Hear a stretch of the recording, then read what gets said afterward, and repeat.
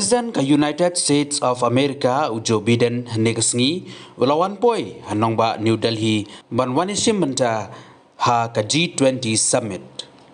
Kajingwan jungu kanlong kabadon kambha namar kinongelam nakeleng kepertai kensakren halor bun kimat kentup ya kimat jongkiri kepertai.